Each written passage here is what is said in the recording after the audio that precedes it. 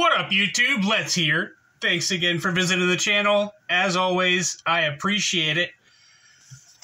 I have to say a big thank you to you guys. I hit 500 subscribers today. Super exciting for me. I don't know how that happened.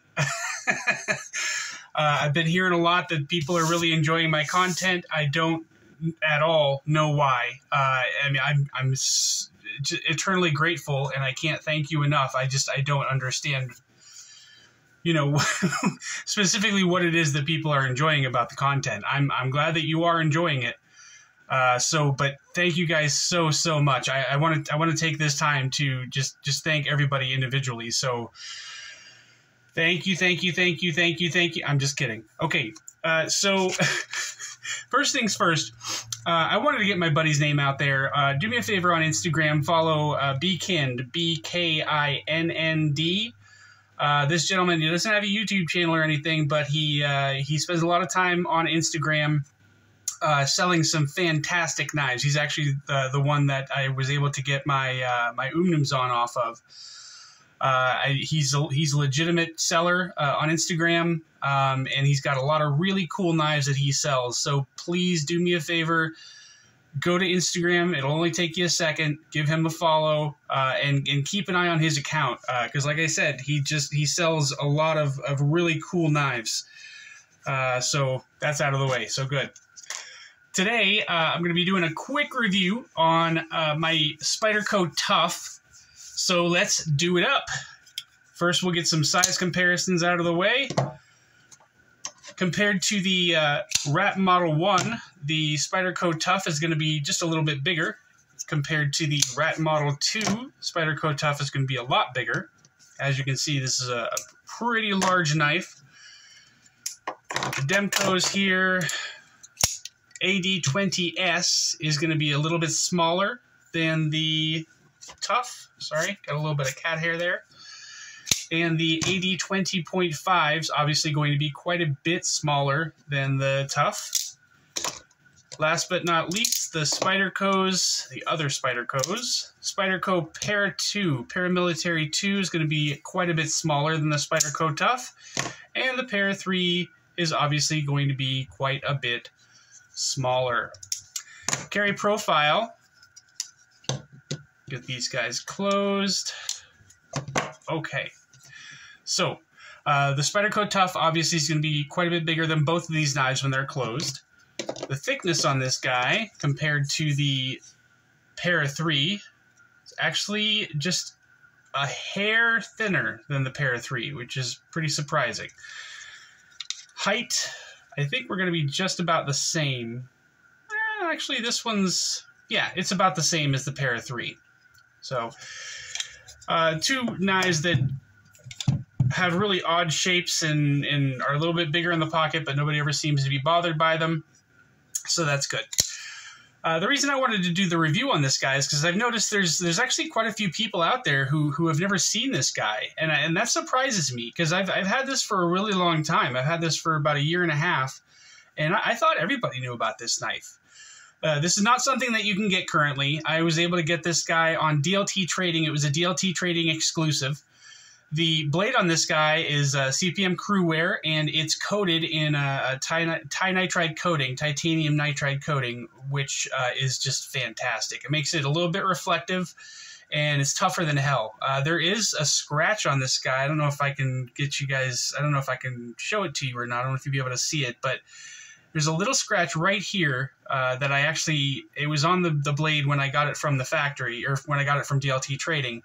I was going to send it back, but by the time I got it, they were completely sold out. So I figured I'd just keep it. I was planning on getting this guy Cerakoted at some point, but I don't know. Who knows? We'll see what happens.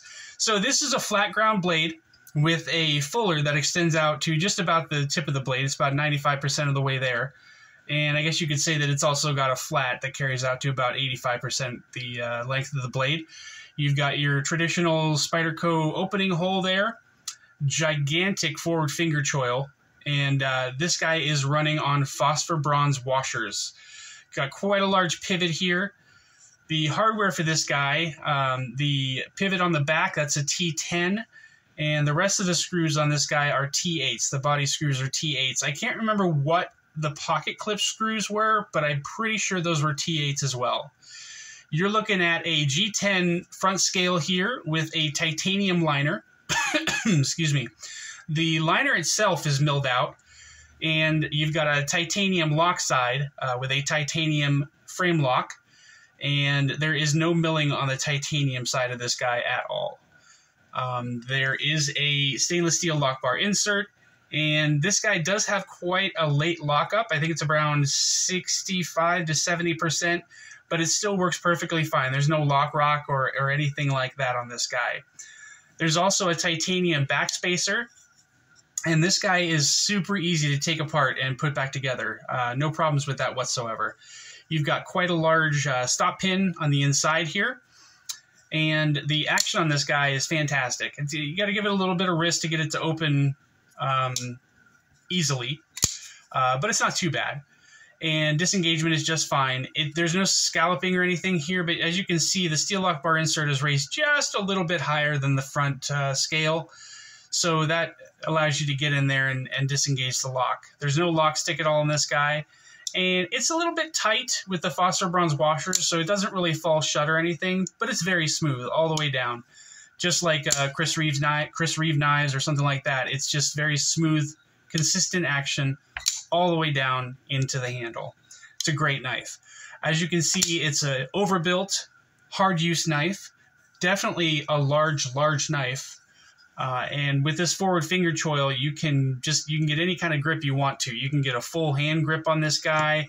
You can pull your finger back a little bit so it's only one knuckle, and that gives you a better access to this jimping here on the spine of the blade. As is traditional Spyderco fashion, there's quite a defined thumb ramp here, and it allows you to really lock into this knife and get a good hold on it. So most of the time, I think if you're using this particular knife, if you're doing something work related or just really hard use, you're probably going to be wearing gloves, which this knife is perfect for. With everything big and open, it's very, very comfortable to hold without gloves, but I'm assuming it would be just as comfortable to hold with gloves. Excuse me. There is a lanyard hole here in this guy, which, that's good for you lanyard guys out there. This knife is made in Taichung, Taiwan, and it's a Shemp design. I don't think that I've ever heard of him before, but he designs awesome knives, that's for sure. I'm fairly certain that I already said, but this is in CRUWEAR steel.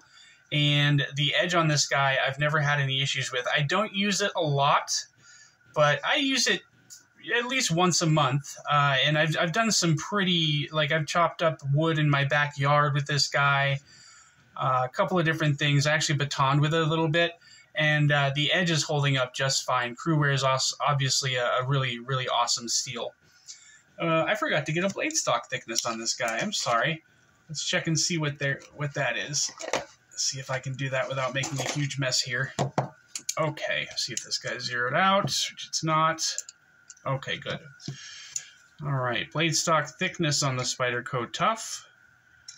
I'm going to call that 156 thousandths. Sounds pretty good. All right.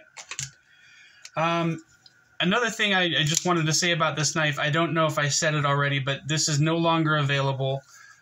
But they do have another version of this knife. It's got different scales, and the blade is a satin finish. You can find that on the secondary sometimes.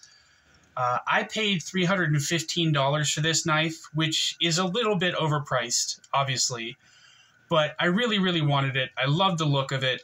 I just love how nasty it looks and just badass. This knife is awesome. So I had no problem overpaying a little bit for this knife. If you can find it on the secondary, you're probably going to end up overpaying for it there too, obviously, but I think it's really worth the price. The blade is amazing and just thick and robust and just out there crazy.